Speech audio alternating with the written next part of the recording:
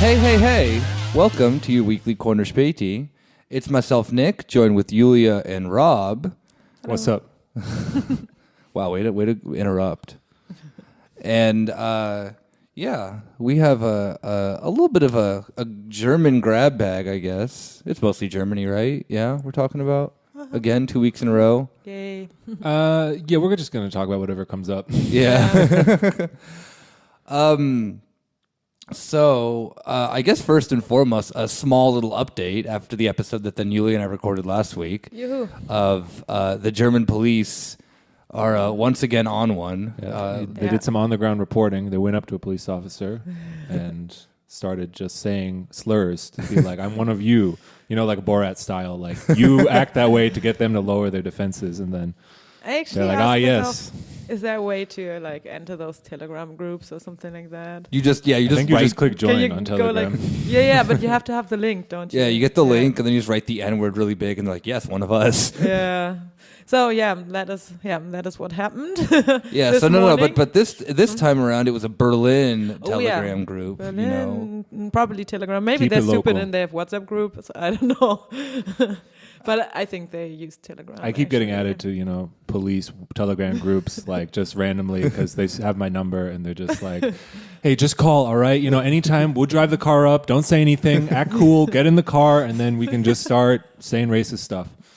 Yeah. Yeah. This is a safe space, okay? Yeah. That actually happened. It was really horrible. N-words, 30 euros for 5. All right, we got outdated slurs for Poles. That's 40 euros for 3. Should I check what they said? It was horrible. Well, I won't repeat it. I won't repeat it like that, of course, but just kind of that. I think it was even worse than the last time. So what was revealed this morning when I opened Twitter, the first thing that I saw was, another racist chat group was discovered. This time it's Berlin. And the Hauptstadt. Yeah, keeps happening, huh? And as if that wasn't enough for our daily Einzelfall, there was another thing happening with Verfassungsschutz, so the German secret service, basically, that they also, I don't know did they also have a chat group? Wait, I probably. Here's maybe a tip to everyone who's racist in Germany. Don't make chat groups. Keep it in the confines of your home, where go to a shooting range like the Hannibal Day X people. Maybe just do a free-flowing podcast with you and your buds. Yeah. But less traceable. So we had 2 cases of racism in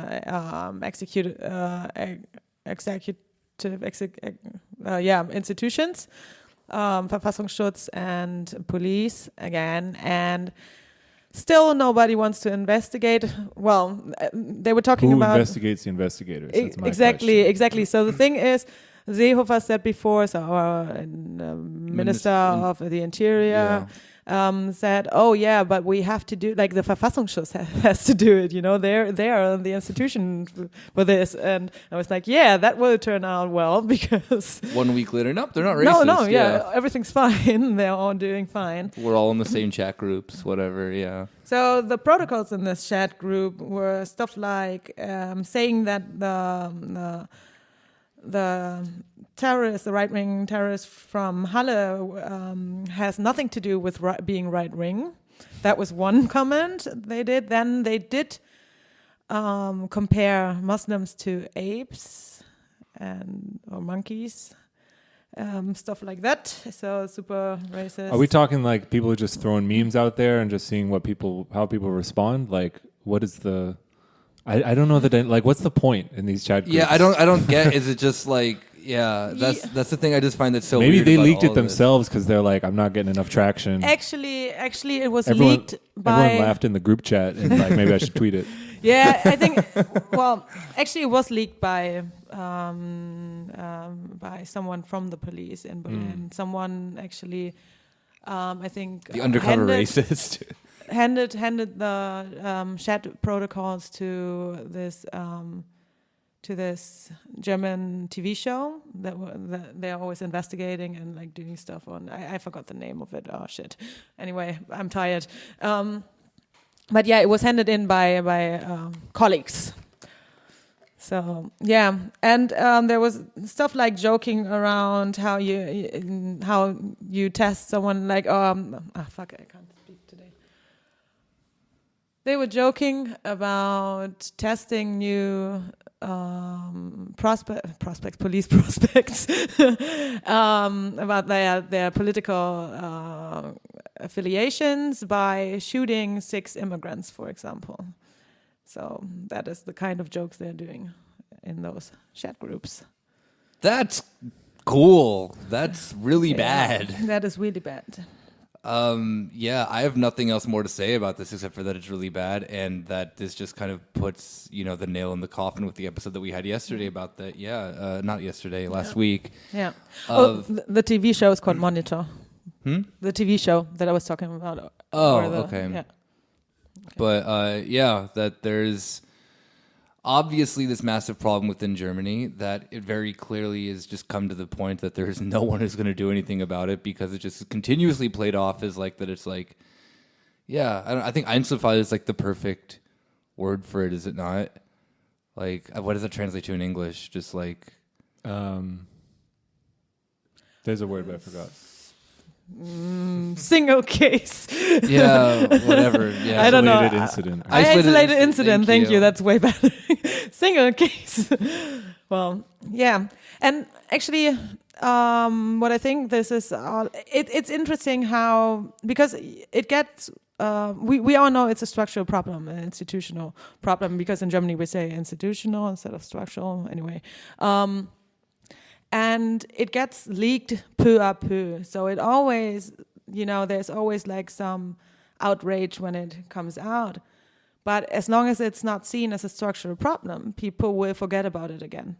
And that's the problem with like not having an investigation, like a very broad investigation on this issue. But what do you think an investigation, like what institution is prepared to do that's that a problem because the Soviet Union. Verfassungsschutz is supposed to do it, at least when it comes to Seehofer.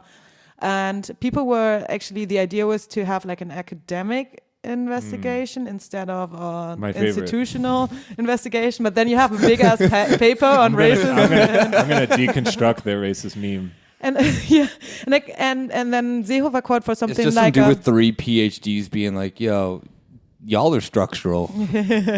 Actually, the thing is, Seehofer calls for a broader investigation in society. And I actually think that he wants to do that in the sense of saying, oh, see, it's actually normal to think this way. If it comes out that, oh, yeah, Germans are racist.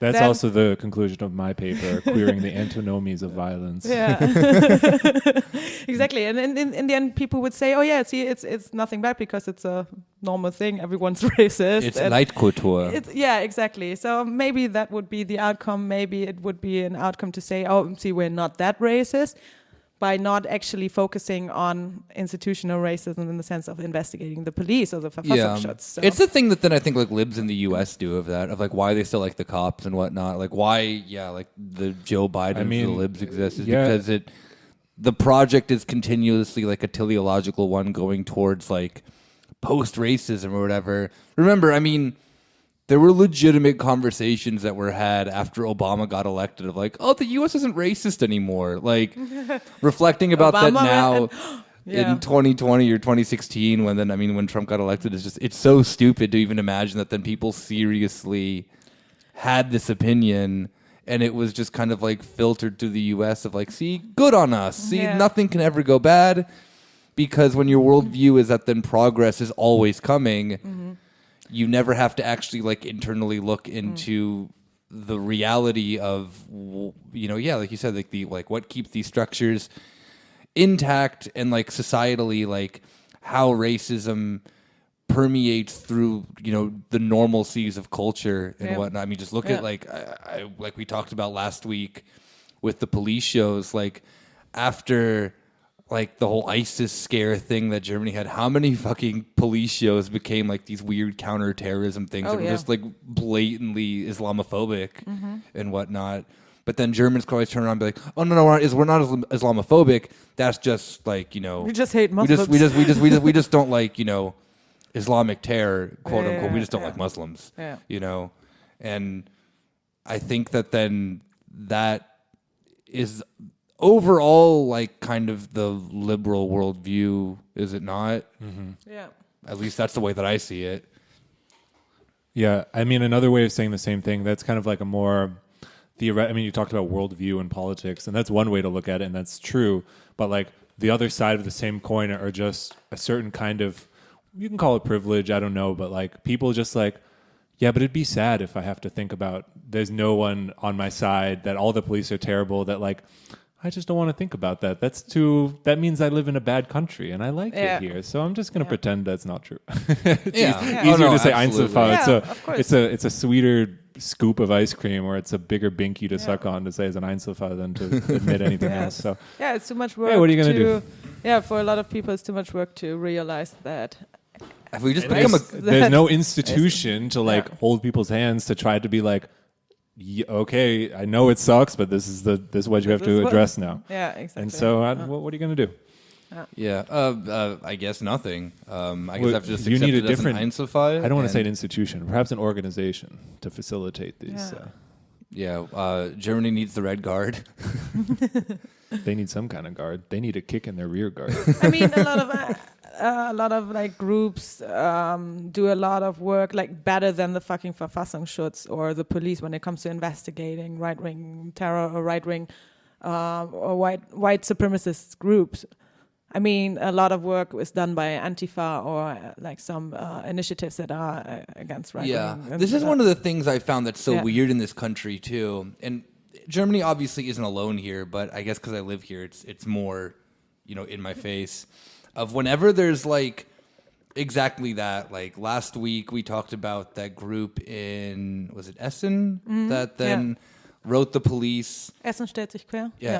Essen stellt sich quer, that they wrote the police then a thing of like, hey, like y'all are racist. Yeah, and about here's more, like all more these, than 100 incidents of rape. Yeah. But whenever like shit like that happens that then are with groups that then aren't like police affiliate or like have affiliation to then some aspects of like the state or whatever, like Combat 18, that like weird, group who then was in the military, whenever they have stuff brought up against them, they immediately just start like, doing death threats and whatnot that never get investigated. Yeah.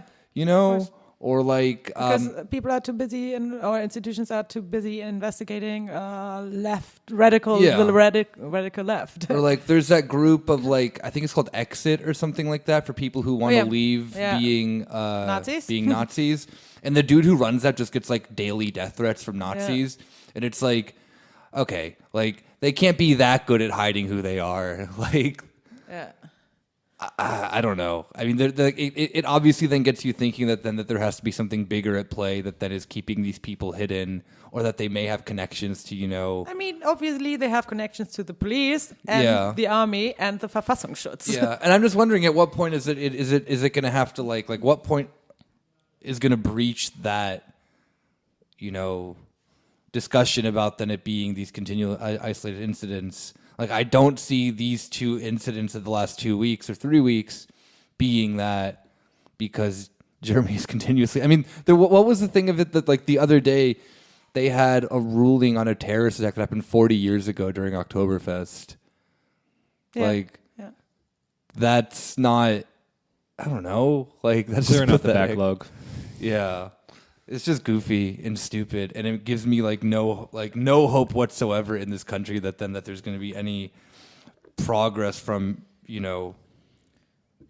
within these institutions. But then at the same time too, it's like the amount that these left wing groups who then call them out, how much they're just bullied into submission is also like abnormal when you think about it as well. Like that I don't know. It's hard to wrap my head around, just to be really honest. Yeah. But what else did we have on the list? Yeah, speaking of progress. Progress through or within institutions. Like, do we want to talk about that? Please. Yeah. Okay. Yeah. So, like, this came up a lot with, like,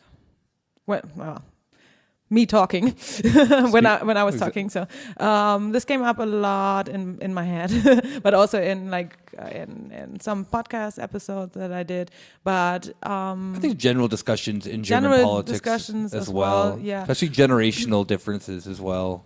Too. Yeah. So what I was thinking about lately is like the issue of activism versus integrational politics, and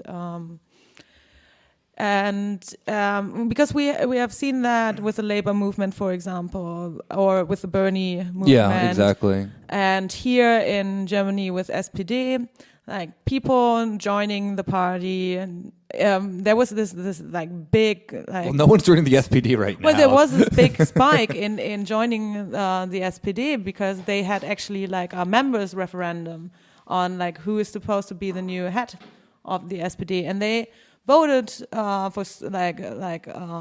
for two very kind of left wing people when it comes to the SPD and left wing, Yeah.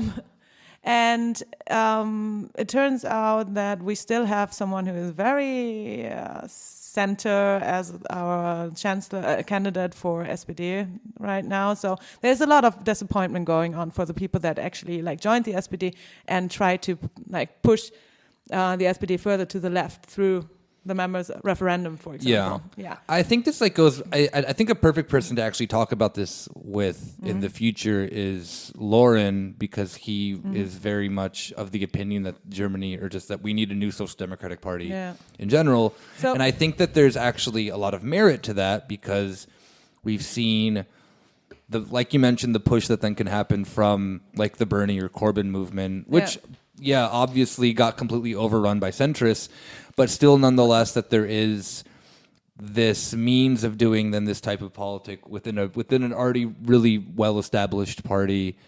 And I think because of Germany's history of the SPD is probably more likely actually to happen in Germany than it would be to happen, let's say, than somewhere in the United States, which has just like an openly liberal party that then was trying to then have that movement, like that momentum happen internally but within still, it. I mean, we saw it with Labour, what happened with Corbyn and the Labour movement. We saw it with the Bernie movement. We've seen what happened to the SPD now. So it's like there is a lot of well, I wouldn't call it resignation, but I would say people that put so much work into it, people that for the first time organized. At least we got something out of that. We have people that now know how to organize and to actually like build a movement. But in the end, we lost. And with we, I mean left-wing politics in that sense. Germany. No, not Germany. Okay. But in the movements, because in the end, people weren't, like the left didn't win, Like in when it comes to electoral politics. Yeah. So I always and I heard a lot of like voices saying after what happened in Labour, for example, well, I don't believe in electoral politics anymore. You see that in the US right now as well, saying like, oh, I don't know if I should vote for Biden just because he is a Democratic candidate. Well, I think that goes like really deeply in that sense that there's kind of the perspective that people have on like democratic. The perspective that people then have on like the influence of like their democratically elected institutions and whatnot, this and that and that. Like the higher up you go on the, I guess like just like the totem pole of power and whatnot. So like when you get to like federal elections, you're like the amount that like you influence in it is completely meaningless. And I think that the push that the United States had that was actually good after the whole Bernie thing was then doing the push on like with representatives of getting people like the Squad and whatnot. Given they're still liberals, but I would much rather see someone with like Ilhan Omar's politics or AOC's politics start taking the reins of that party eventually. Biden and Kamala Harris. Yeah, then two cops. Yeah. And there is then, I guess, from that perspective, then the means of like, okay, well, this could be the future of this party. And it's not horrible. It's still like not great, but it's at least like Medicare for All, Green New Deal, policies like that are like actually important. Bernie was that compromise, though, for at least me. I don't see that in the UK. Exactly. I was supposed to say after Corbyn wasn't Labour leader anymore, what happened to the Labour Party? I mean, They got like completely just gutted centralized. out. Yeah, no, they actually did. And now the fact of just how like Keir Starmer's just kind of like taken the reins of being like just, erasing any progress that Corbyn's movement did and just really just going back to a Tony Blair 2.0 party. And I think the SPD is very much in a similar category with that, where it's like you had a weird push with, about to say Scholz.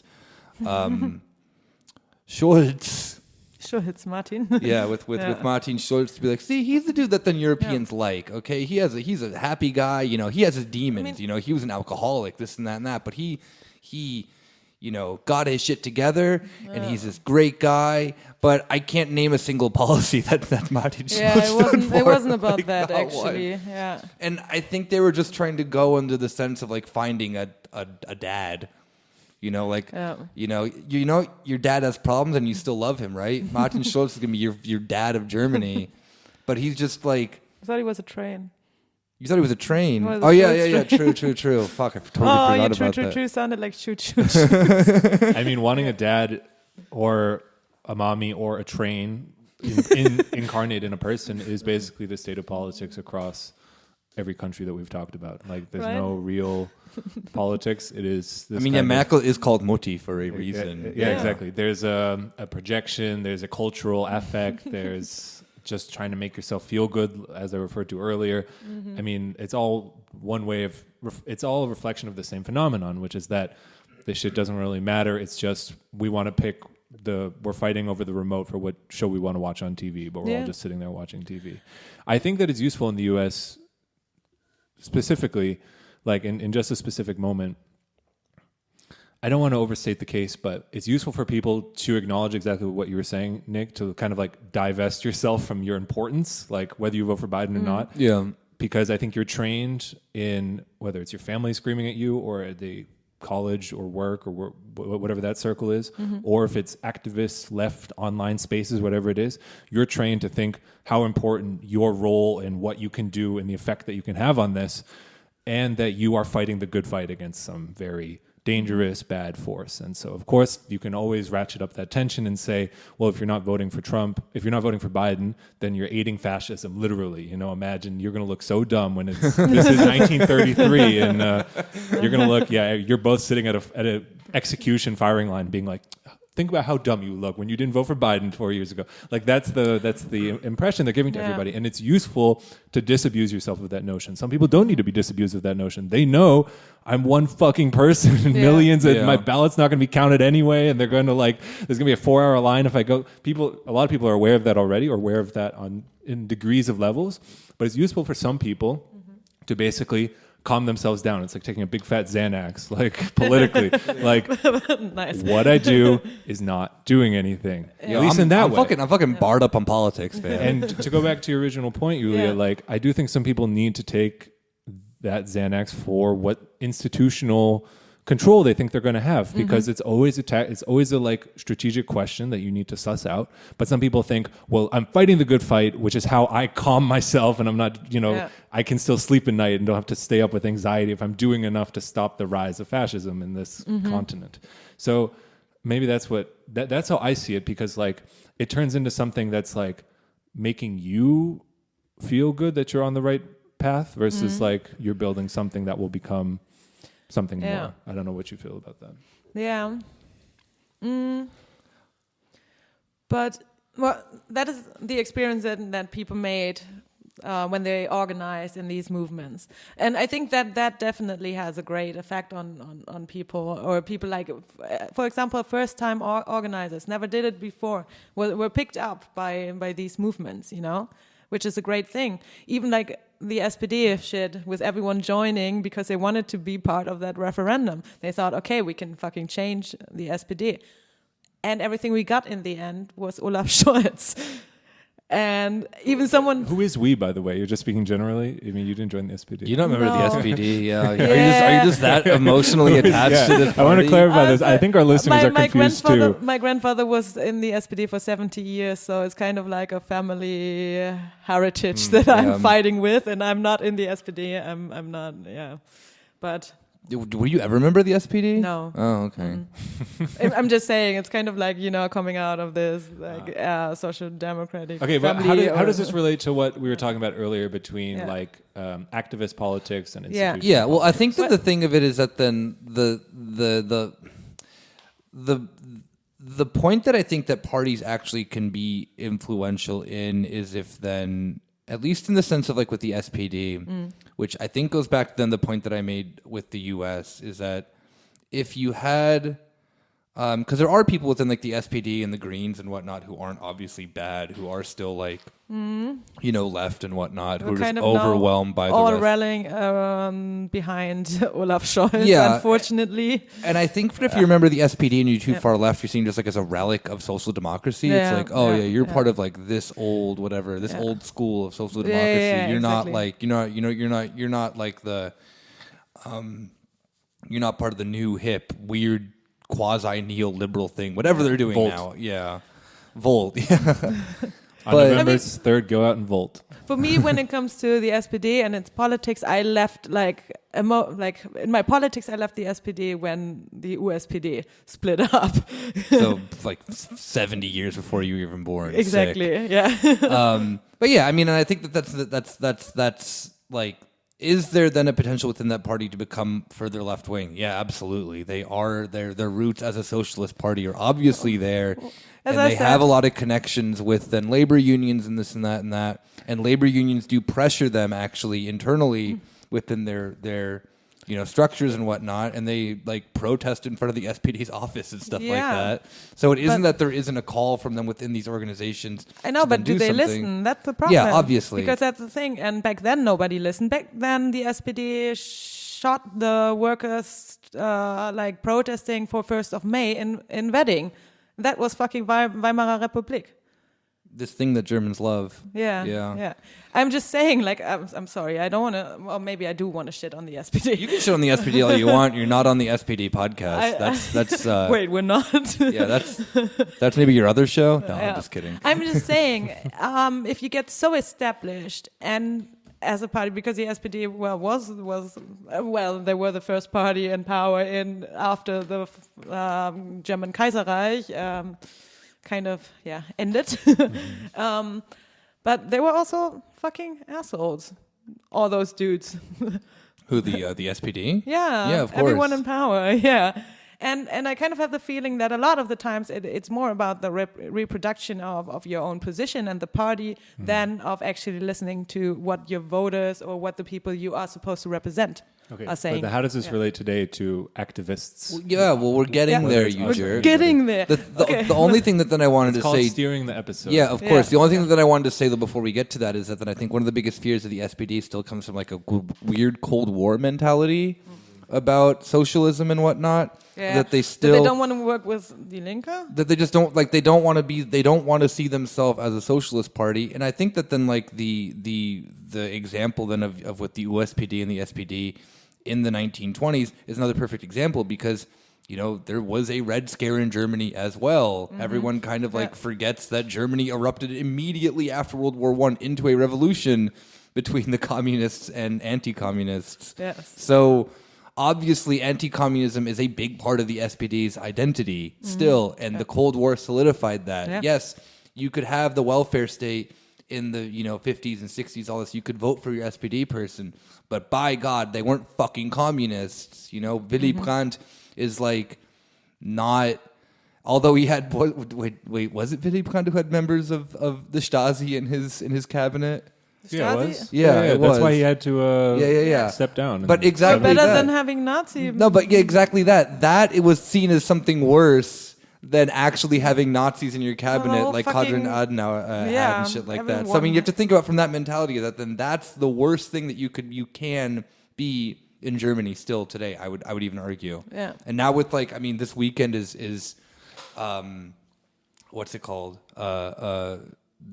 Tag der Deutsche Einheit, Yeah.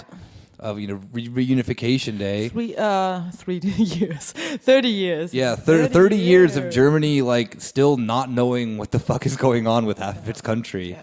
And I think that then the more critical these voices become within, then I mean, because there's a lot of people now on Reunification Day who are protesting on Reunification Day, being like, yeah, no, this is kind of Like sus. the FDJ. No, not even then. But there's anti-Nazi protests on Yeah, Reunification Day Yeah. for the reason of that.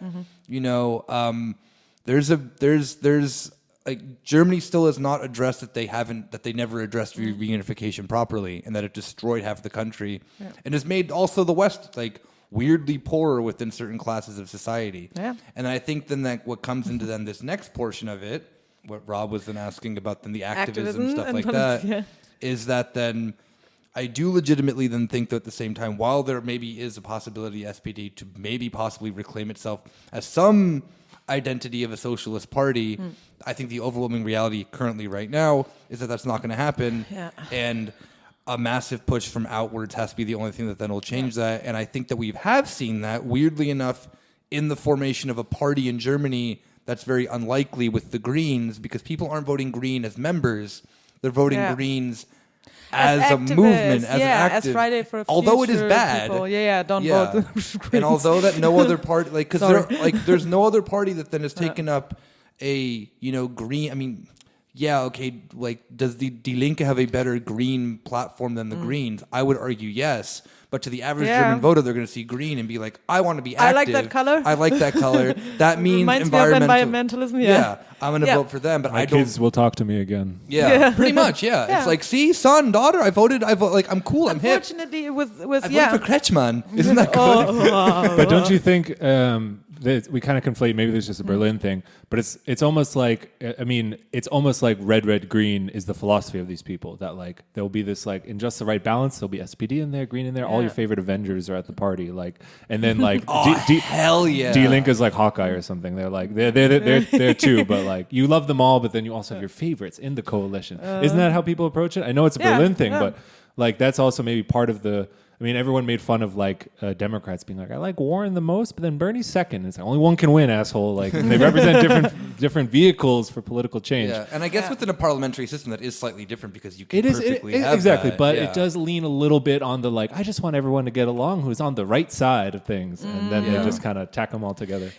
I just think that approach tends to center and prioritize like these parties existing like as parties, like they're these like different ice cream flavors you choose from, and you're just getting the right combination on your cone, rather than seeing as fluid things or vehicles or something that can be, you know what I mean, just a tool to be used for some general political purpose.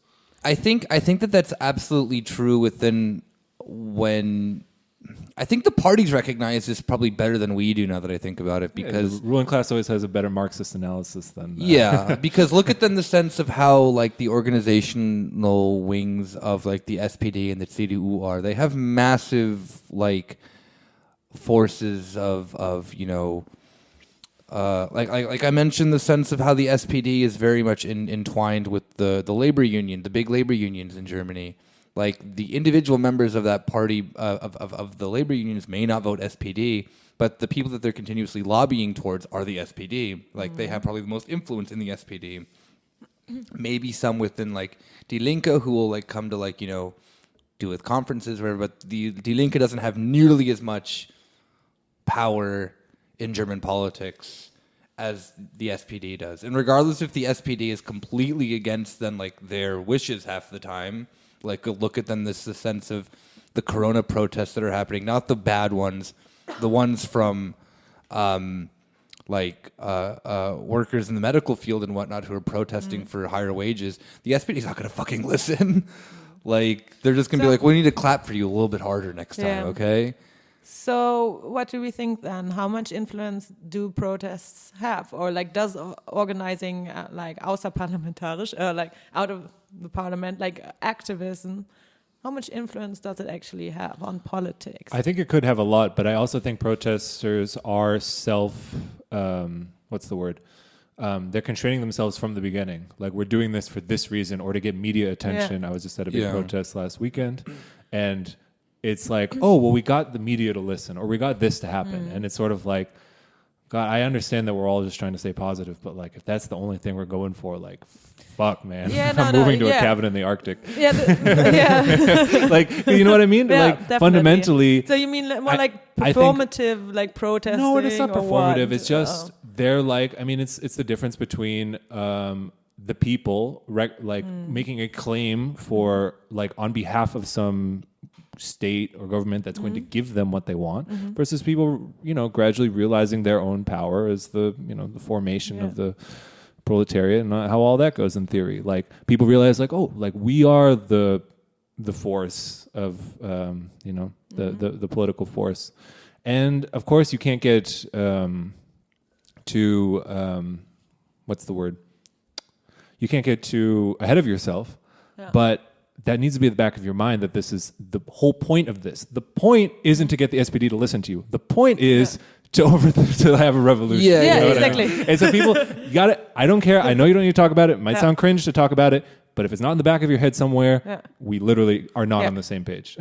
So somewhere in there. Because somewhere. Rob just built different.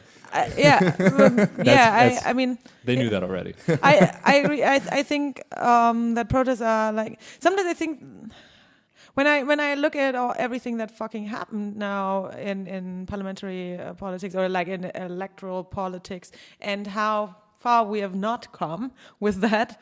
I think like protest is very, and organizing not in a party system is very crucial for what we are doing. And as you said, like especially when you have a goal. I feel that it also too comes into the sense of maybe how protest is done in Germany compared to protest in other countries. Because I'm just thinking of the sense of like Italians literally got Berlusconi to step down. Yeah. From mass you have that protest. in other countries as well. Yeah, but that would never, ever happen in Germany. No. Like it just, I mean, not that then I'm saying that there should be mass protest against but Merkel to have her step your down. Protest first of all. What? You have to register your protest. Exactly. And you have to register your strike. And I think strikes are fucking like magic. This is like workers.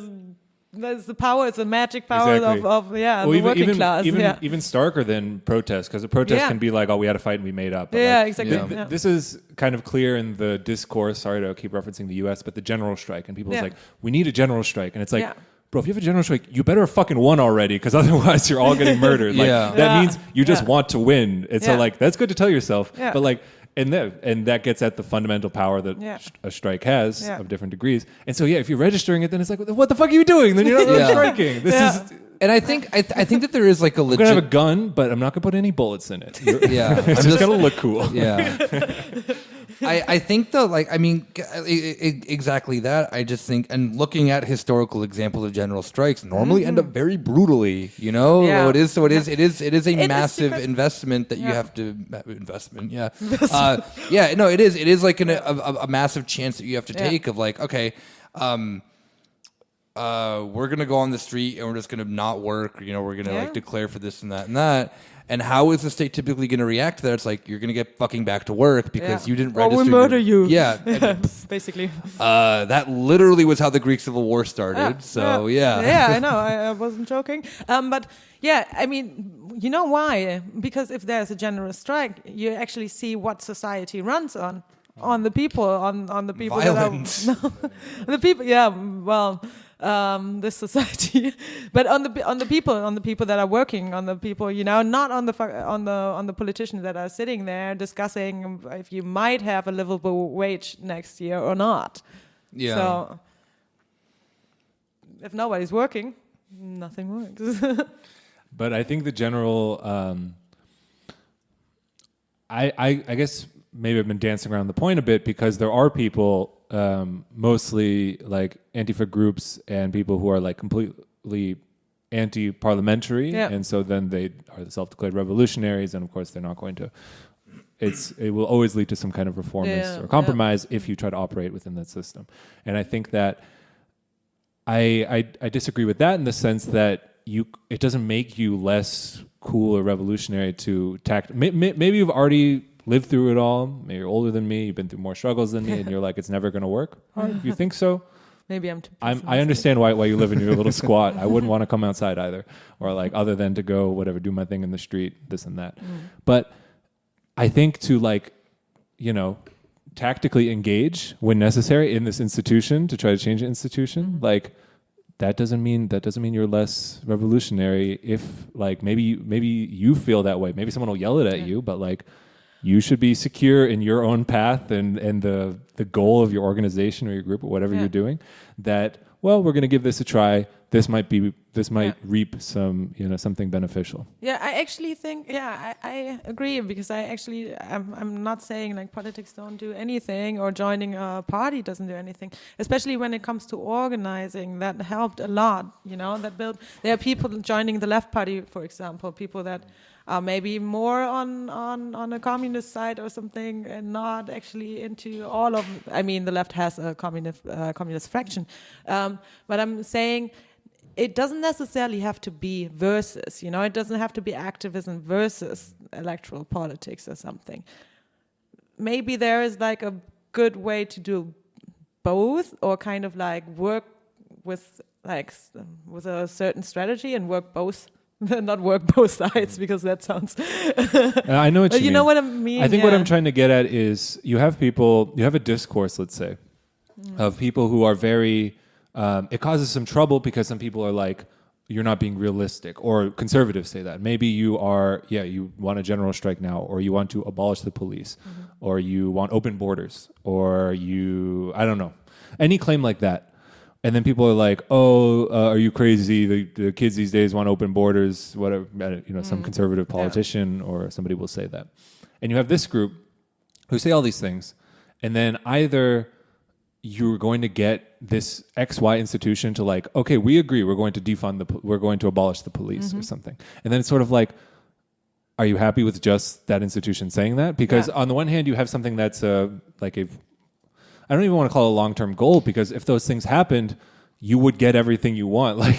It's not like you can abolish the police and keep everything in place, or no, you definitely can not. have a general strike and then everything goes back to normal after. Like if those things happen, and I understand in this state of like politicization, people, it's almost like a strategic thing. Like, yeah, I'm talking about communism. People don't understand it, but they can understand that open borders would be a better society than the one we live in, you know? And so people grasp onto that. But then on the one hand, you have all of this, which is this kind of projection and riling everyone up and getting people together, trying to like expand the imagination or something. And then on the other hand, you have people who want to work in institutions or do anything really political. Then all these things go out the window, and then, okay, we're just going to work within the SPD and vote this way and harm reduction. And they're just, it's just strange to me that there's such a gulf between those two, because it's not like one is inherently more professional or formal or realistic than the other. That's and true. so there needs to be a certain synthesis where people outline what the strategies are to move forward, and what you can keep dreaming or talking or, you know, connecting with people or whatever it might be, to whatever this kind of political, inspiration, agitation is.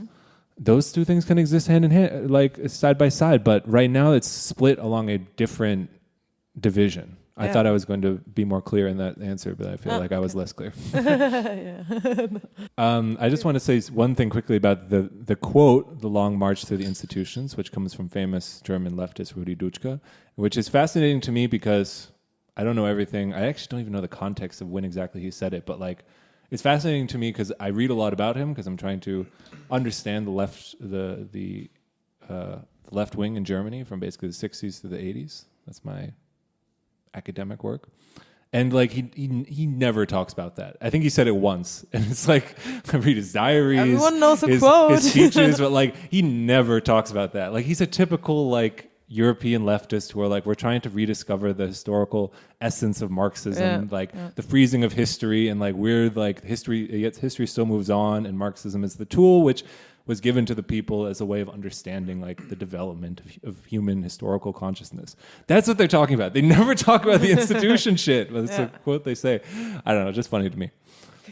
that's like a go-to quote that everyone knows. I don't know how that happened. Yeah, Probably that psyop. just sounds like really just typically German left, though. Like, What, the march or what? no, everything else around it. Oh, what do you just his like attitude towards all that stuff just sounds like where the German left has just been like internally like this very like, you know, academic method of looking at the world. Yeah. Where it's like I think that then something that then is really empowering with then when Marxism has, you know, like it's the, you know, third worldist anti-colonial push is that then like that's probably a more like realistic on the ground version of Marxism of just like of like, and maybe it's in the sense of like because they have like nothing to lose more so than I think like Western countries is like, yeah, I'm kind of cushy living in this like weird social democratic thing, but when you're like being bared down by imperialism more so than other countries, it's kind of like, well, like this weird US backed dictatorship is, you know, god awful, like might as well, you know, try to do something different. Yeah. And maybe like the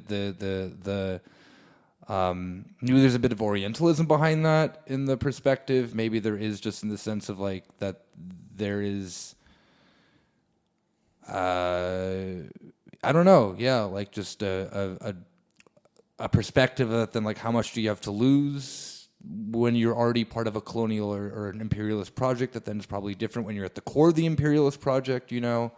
I understand completely why the students were obsessed with the third world because like from the and people say like, oh, it's projection or exoticizing, but like that's kind of like the whole point of the third world idea. Like the French guy who coined the term literally called it the third world because they were like the third estate.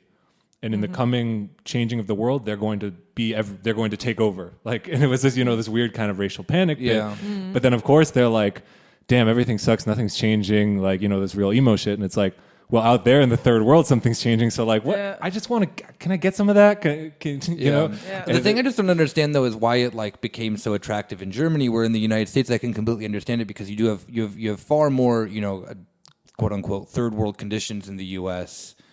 at the underlying structures of what. But that's why lots of groups called themselves like third. Like, no, of course, that's what I'm saying. Is that then like in the U.S. I understand it was just as popular. What? I mean, maybe not as popular, but it was quite popular for the same reasons. No, that's what I'm saying. In the U.S., I understand that perspective a lot more because the conditions in the United States are much more common to that than of a third world, you know, thing than that in Germany. Where there really is, I mean, for the most part, up until very recently, like Germany was just a white European country, well, you know. I think it has. Well, I wouldn't say that it had to do with any like circumstances in Germany. I would more so say that it had to do with Germany being divided, and Germany also. Well, you know, there was this whole thing. You lived in the West, and you kind of like were sympathizing with the East, like from throughout the West, and also. You were the generation where your parents were involved in the Nazi shit, you know. So you try to kind of like have a different identity than your parents who were like Western Germans, for example. Then thought, yeah, BRD, that's a shit. So yeah. Yeah, I think that's a good point. The way I look at it is that the thing that everyone on the left talks about, and now this is even like left liberal talk. Everyone talks about like end of history and Fukuyama. You fucking idiot! You tried to say it was the end of history. Wrong, bitch. Yeah, exactly. And it's like, was he wrong or was he just trying to like declare victory and stab a flag? Of course he was. He wrote that in like 1989. But it's much easier for people to think like, oh, I can't believe they tricked us with this end of history stuff. Now, but then they didn't call it the end of history, but they called it the end of ideology and stuff in post-war. Exactly. And it's way harder to make that argument over people when they're like, are you fucking kidding me? It's 1960s in Europe. There's like fucking revolutions going on all over the world. And like there's a big wall being built between East and West Germany. Like, yeah, exactly. The argument doesn't take as well. So then people are still like, well, fuck you. We're going to find history. And they find it. I think but now, you know, it's kind of easier to make the argument if people bought it. Yeah. Definitely. I think too, like probably just the biggest difference of that, which is just the most obvious, is that then you don't have half a block of the world that then is like actually socialist. Regardless of what your definition of socialism is, you could then look to the Soviet Union or China or Cuba or whoever within then, you know, this, you know, world sphere of influence sort of thing and be like, yeah, like I see them, they see me. And we're both more or less kind of on the same page. Like there was a massive amount of coordination between leftist movements in the West in general, not just in Germany or the United States, of having massive amount of connections to the Soviet Union or, to certain groups here and there, regardless if it was like clandestine methods or just simply solidarity, and that doesn't really exist today. You can't pinpoint then as like an activist group or whatever. There's nothing that you can pinpoint to then more of what your idea then looks like or what it strives to, other than that it's something different and it's the future. Where I think in the 60s, 70s, and maybe like not really the 80s, but you could point to either the second or third world and be like, this is what we want to do as well.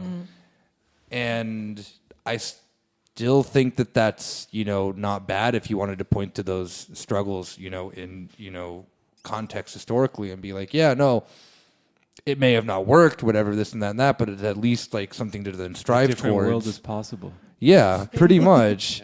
I think I agree, but I would, maybe this is my own idiosyncratic reading of it, but I think even more important than like the actual facts and the facts on the ground, like, oh, they organize society this way. Like, I still think that that's kind of a like literal, almost like technical reading of different ways to organize society. And it's much more of like this, not esoteric, but this way of being like, man, nothing's like, we're on the down, like things are just going to get worse here, which I think a lot of people would resonate with today. Like this kind of fear of the future or this kind of like dread, like, oh fuck, shit's going to get worse. And I just want to be on like the side that's like doing something exciting or new or who recognizes that this shit's fucked or something.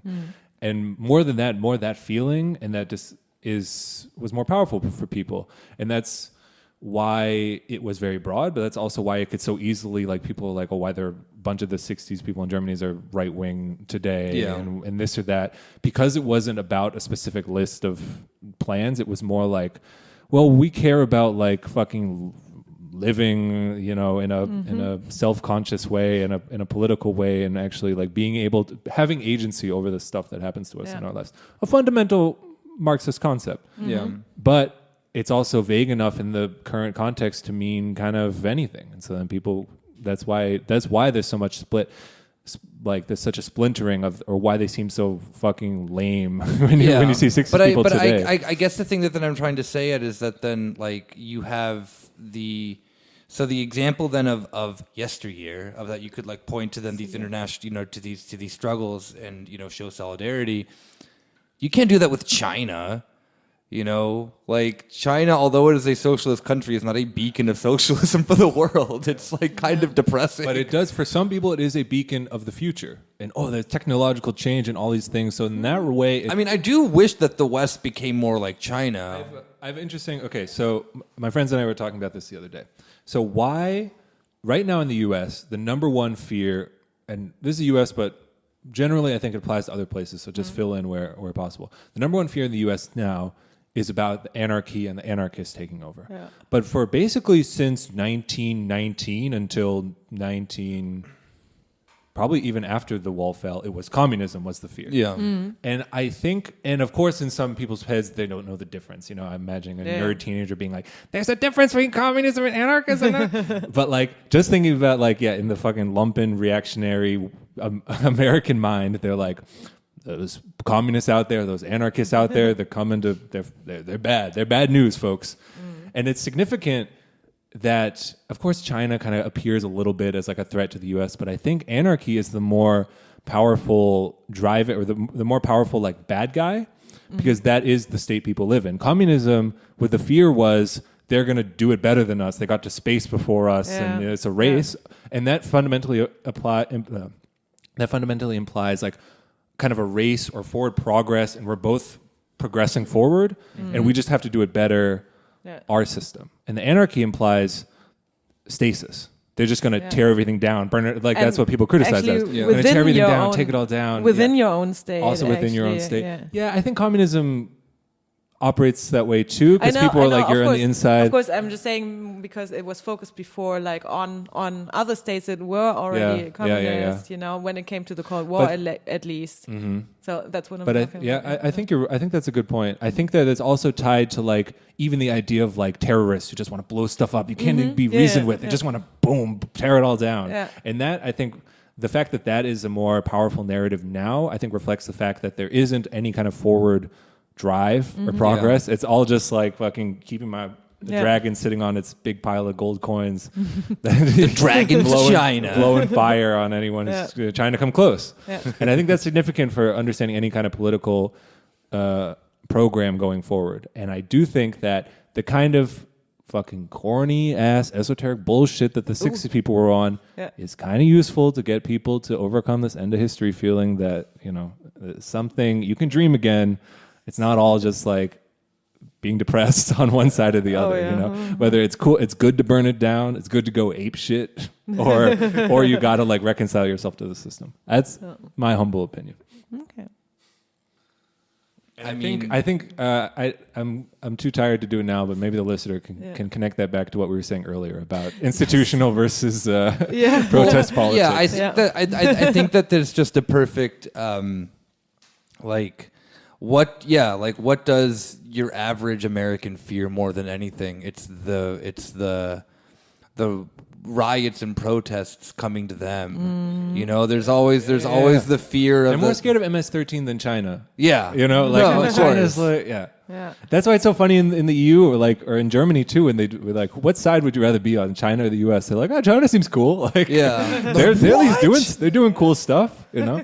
And so it's not quite the same role, but the big bad wolf at the door, I think anarchy. Now is anarchy. Yeah, and I think that's significant. And but I think it's really funny though too with the China thing as well, because it really is just kind of, it's just trying to force a round screw in a square peg of this old method of thinking that then's continuously just been repurposed of like, see, there's a scary communist country that then's out there, you know, woo, what are you going to do about it? And I remember even like lectures like at university, I'd be like, I don't really like, if China had more influence, I think that would probably be better for like the global sphere, just because like how China does, you know, I've talked on the show before, like how China like extends credit and stuff like that is not as horrible as the World Bank does. You know, how China kind of goes about the world, not really caring what your nation does, may actually be better than just like full blown like imperialism. I don't care about your purity politics if you don't get out there and support a flawed candidate like China against America imperialism. I mean, you are aiding the destruction of the world. Okay, so hold your nose and vote for China. I'm writing in Xi Jinping, but I mean, like it's just really like, I mean, and aside from that, like that's just like that is all I care about China. That like, the way they do their infrastructural programs is sick. Like we could do that too, probably. And when you mention that, then in like a class that then is just heavily driven by this dumb liberal idea of how the world's, it's like, but they're a communist authoritarian state. I'm like, yeah, but I just don't care about that. I really don't give a fucking shit. They're not. I still think the U.S. is worse.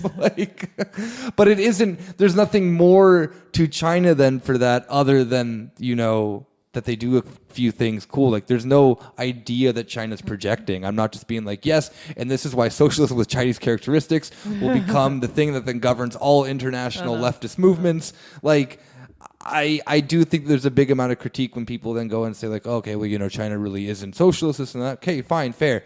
Debate to be had.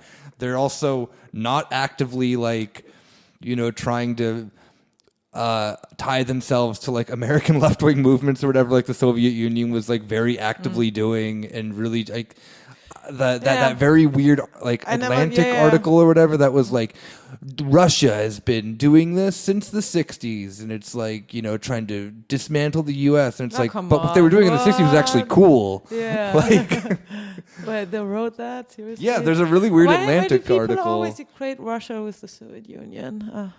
Because how they're many stupid. times do I have to tell people? Not enough, apparently. Yeah. But you don't have like Chinese like agents coming to you saying like, yeah, I'm going to support your. At least I didn't have. I mean, the Soviet Union was throwing money at anything that would stick. Like, mind you, like they had money for fucking like the dumbest shit. Like, I don't know.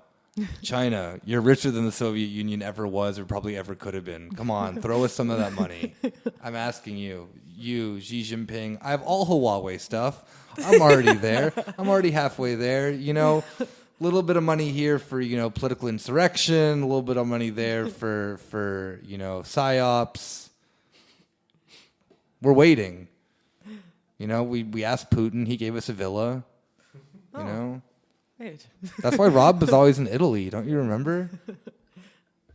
All right, can we wrap it up? I'm getting... Sorry. Yeah, it's fine. But yeah, so what's our conclusion on activism? Nothing. There is no conclusion. Okay, so it was just like a It was, conversation. the original plan of an episode kind of fell through. So. Yeah. I'm just saying it's something that I've been preoccupied with, thinking about people getting... And what are you going to do? Act Me? a fool. Mm-hmm. That's a good question. Gonna join the not me, Greens. Oh my Listeners, God. Hell vote no. in the poll below what Yulia should do. She is legally Oh. bound to do what the majority vote is. Oh shit! Actually, that's what we did on Hype 10. It's in the after Patreon. Steve. Yeah. Oh yeah. Let's do that. Yeah, they have Put to. the- They pay money, so Yeah. they get to decide what you do. I mean, there are people who just joined Die Linke because they think it's important time to actually organize and channel, as I said before, left wing, different kinds of left wing politics and beliefs and activism. So Yeah, I do think that then if there is, and then maybe this is just me being naive and stupid, but I do think if there is any party that then will probably have to have the biggest transformation internally within it in order for then their policies to maybe potentially happen, would be Die Linke, because they're having a massive identity crisis currently. Oh with- yeah, Oscar Lafontaine. Yeah. Just, yeah. So relatable. Yeah, great They're guy. just like me. Oh, okay. You're speaking about Die Linke. Yes. Well, yeah. There was There's two this, wolves inside of you. One that's a socialist, one of them that's just a One brown. is Katja Kipping, one is Bernd Riesinger. However you say his name. Riesinger. Yeah. I mean, they just had this problem right now with Oscar Lafontaine hanging out with Sarrazin and kind of like supporting some of that, some of his. Wait, wasn't it? No. We were thinking of what's his name, who's our wonderful Nazbol boy in Tuningen. Bodo. Bodo. Yeah, Bodo Ramo. Gamano. Bodo. Yeah. Yeah. I don't. Yeah, I mean, Yeah. Like I said, a reformer with results. Yes. Yeah, there are some issues with Die Linke. That's why I'm not in the party. Yeah, well, I think that Die Linke like kind of drank too much of the Kool-Aid that was going around in the beginning era of the AfD, being like, see, like they just want to be racist and they're also working class. I'm like, yes, we can do that too. Like the older generation of the party was like, I can I can bust a move and throw a slur around, whatever. And then It's been a while, a little out of practice, but I can stretch, yeah, and I think that then I think that the younger generation is obviously much better at addressing that you can have left wing politics, still address the working class. Maybe actually they don't. Now that I'm reflecting on this, that it is. Like maybe probably that critique then comes like, you guys are just too like much into identity politics and this and that and that. And there has to obviously be a way of like wrapping that up into both, but which like Die Linke can do. Yeah. Just maybe avoid the racism. Yes. just a bit, and maybe not having to hang out with maybe card carrying fascists. Yeah. This is maybe one of my most lib opinions, but I do think that quote unquote identity politics would be more fruitful in Germany than in the US, for example. Oh, yeah. In the US, people are like, you're just aiding the establishment. Like Obama Yeah. can be a right wing, black president who, does empire and stuff. And of course, that's always true in theory, but the question is always, is it true in this specific case right now? And I do think Germany's got some lingering white empire shit, and it kind of would be a blunt object to do a little identity politics to crack that up. It's a tactical question. It's obviously not the magic solution to everything. Finally we have diverse. But I just think, given the conditions in Germany now, that would foster better, more fruitful change than, I don't know, the United States or some other place where it's more Yeah. that's not going to do shit. I think that that simply just goes into the fact that most If you do- Germans Yeah, go ahead. don't have contact to anyone else who then just isn't like them. I mean, Yeah, we're speaking out of the sense of context of Berlin, where it's everything's international and multi-kulti and everything like that. And in Berlin, obviously, yes, it's a front for bullshit. But I do think I do agree with you that then maybe like in because this was a project tried during in the East. You can like call it identity politics now or today, but like exposing, people in the East to then people from other communist countries and whatnot, and being like, hey, see, like we're not together. too different, you Yeah. and I, but we are different because of our cultures are different, and that there was an active attempt of trying to do that. I mean, Yeah, that stuff's fascinating. I mean, it builds in. I'm of course fascinated by it because a lot of it's based on this like temporal progressive idea of the world. So like, for example, there were writers in Hungary who would be like, Cuba, we're just like them, but we're 50 years ahead. So, you got to listen to us because we're ahead of you, but we're the same, this kind of like back and forth, like, or I mean, it wouldn't be 50. No, 1919, 1950. I think that's when they, I mean, there is identity politics. Sorry, in the German left. If you read any Taz article, so it's not like it's not there. I just feel like it. I don't want to be as dismissive of it here as I am in the American context. Yeah. That's all. Okay. Like I said, Yeah. flame me, please. But Do I your mean, worst. but again, you're talking about then Tats is writing from then the identity politics perspective that then is in a metropolitan, I would say quite American influenced perspective of identity politics, that's true. Yeah. where let's say that then So what kind of I mean, like, I think just basically exposing Germans to people who aren't them is probably the first. Yeah, that's very important. I mean, you still have like every kind of German, like white German, saying Ausländer to everyone who I don't know has darker features or anything like that than they have. Yeah. So basically, you can be born in Germany, you can be raised in Germany, whatever, or you're still called Ausländer by Germans. Yeah. By like white. I'm very curious of like what's the makeup of German unions. Like it probably is still mostly white and mostly predominantly male. I mean, that would be a question for a different day. Yeah. But that could be maybe a place to start with in the sense of like German unions getting out and then actually then trying to get people. I mean, Germany has these, I don't know if you guys have seen these really weird, like someone who's really good at this is Amazon in Germany, where they have these commercials that are like, I came from Syria and I'm part of Germany now. And, this and that, and I'm really proud to be in Germany and I work at Amazon. Amazon can do that. Why can't a German union do that? Like that, like you have a map literally in front of you of how to then make, yourself an international coalition that then actually represents workers. And I have not seen a single push from the German unions, given I don't know them very well, to then be like, actively then taking support from them people who are new in the country of like, hey, we're going to protect your rights as well. Maybe they don't want to. Maybe that's part of like a weird, agreement that they have. But that's identity politics then, is it not? Like, I don't know. And that could definitely work in the sense of having, I would say, probably a more radical push towards a less white German state than the push that we're just seeing now of like, Amazon doing it because they can charge them cheaper labor, or this weird identity thing of that then like, see, we have Turkish people, and then they just like play into like the most horrible stereotypes of like they're all gangsters, they're all this, they're all that. It just kind of seems like a play at that point of some really racist cartoon of like from like the 60s or something like that. Whenever you look at like the multicultural initiatives from like the city of Berlin. Like it's just kind of like the person who then is represented is always just like the caricature of what you would imagine of this person looking like, Germany, do better. This has been the Lib Hour. Sounds pretty simple. Do better.